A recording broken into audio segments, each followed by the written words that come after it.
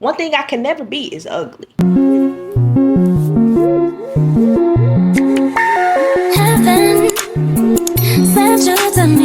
Hi darlings, welcome back to a new video. If you're new here, hey girl, hey, I'm Mia. If you're returning, I'm glad to have you. I always say the base to looking feminine and effortlessly put together is your grooming. If you have good hygiene and grooming routines, then you'll automatically look a bit more polished. Nobody cares what hairstyle you have if it's flakes falling out of your scalp. And nobody wants to talk to you if you have halitosis. Spending that extra time in the bathroom to make sure that you are up to par is not only going to make you feel like clean and confident, it's also going to show other people that you respect and take care of yourself. I knew that there were people out in the world who were like less hygienic than others. Typically, I stay in my own little bubble. I've just come to the realization recently, somebody told me that I'm kind of like off in my own world and I don't really know what's happening out there. So the more that I am being outside and around more people, I'm realizing that some people's hygiene is actually, there is none.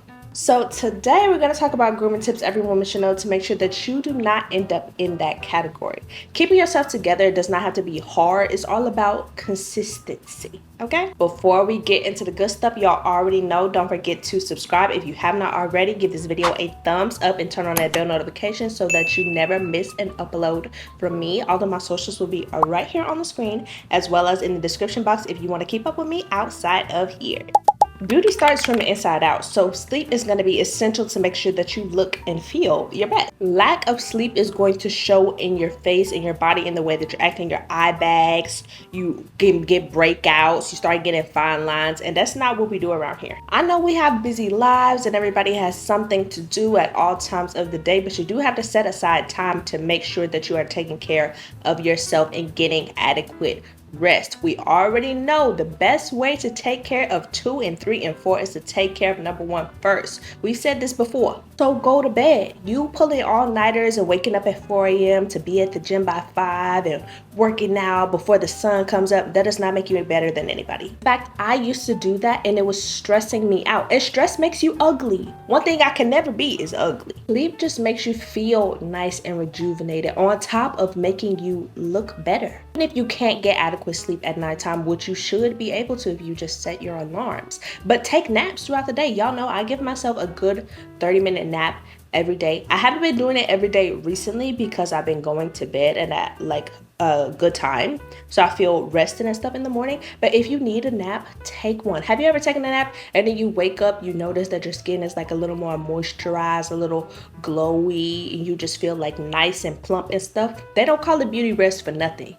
Get some sleep. Pro tip is using mouth tape. I know y'all saw the mouth tape craze on TikTok. Oh my God, it's the trend. But really it helps. And ever since I have started implementing that into my nighttime routine, it's amazing. Like I don't go anywhere without my mouth tape. I sleep with it at home. I sleep with it in hotels. I sleep with it on the plane. Like it's amazing. If you are a mouth breather, get you some regular mouth tape. You don't have to get the like super expensive one, the like designated mouth tape either. I just went to Walgreens and got some medical grade tape and I just put the strip right across my mouth. Is totally fine.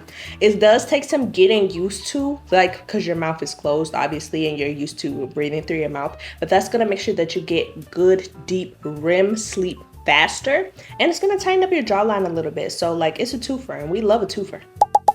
Hydration.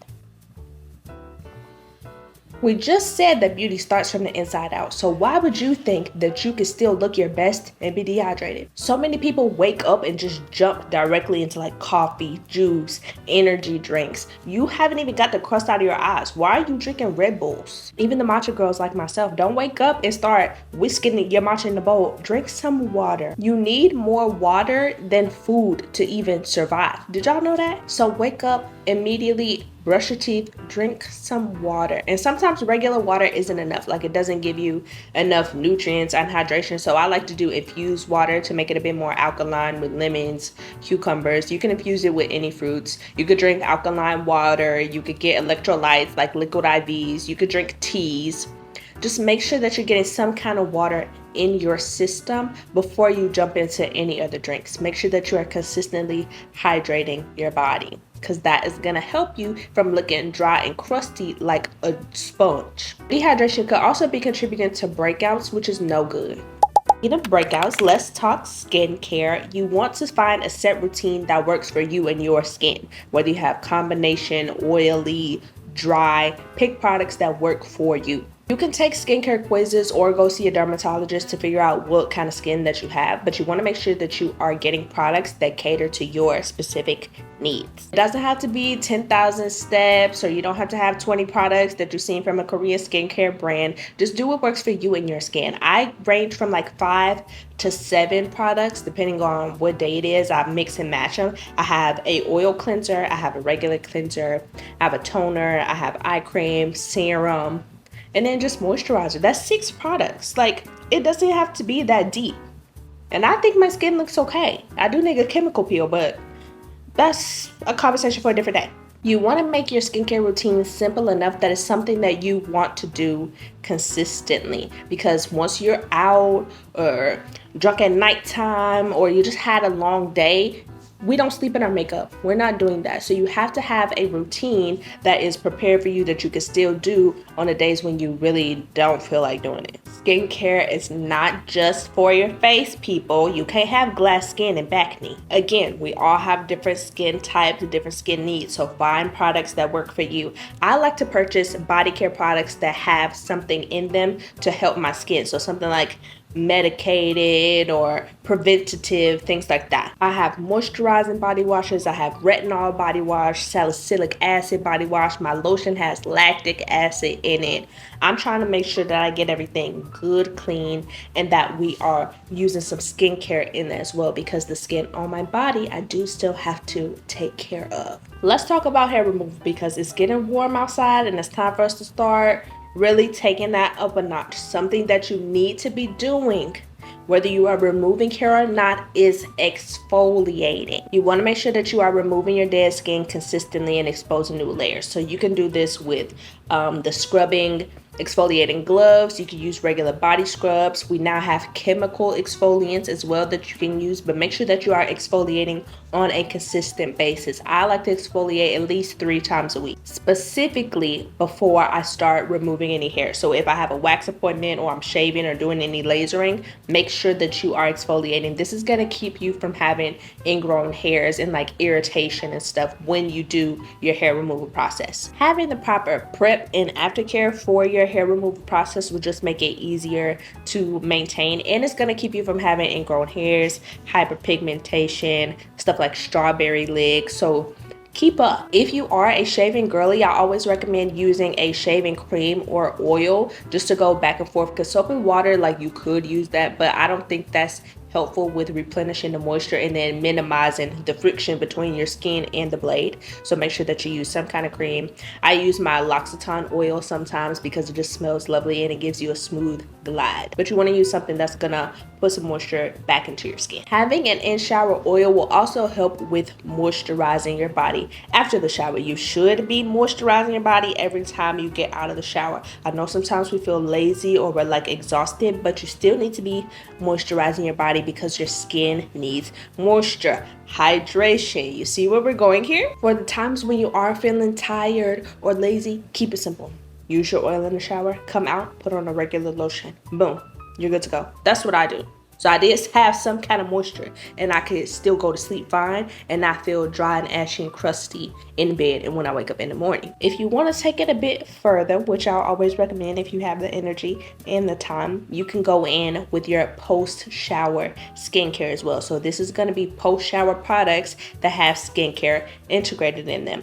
Retinol lotion, glycolic acid, lactic acid serums, and lotion, stuff like that. Stuff that's going to keep treating your body and like working on your skin after you get out of the shower. While you're just sleeping, while you're lounging around in your cute pajamas, you still have stuff tingling and making sure your skin stays nice and soft and pretty. I have a system, so I'll go in with like any serums or acids and stuff that I want to rub over my body, so I'll go ahead and do those. Let those sit and dry down so you aren't diluting them. They get time to like soak into your skin and really activate. Then go in with a body cream. This is going to be something really thick, hydrating. Then we're going to lock it in with an oil on top of that. You don't have to drench yourself in oil, obviously, because you don't want to stain your clothes with oil, but just a nice thin layer to lock everything in.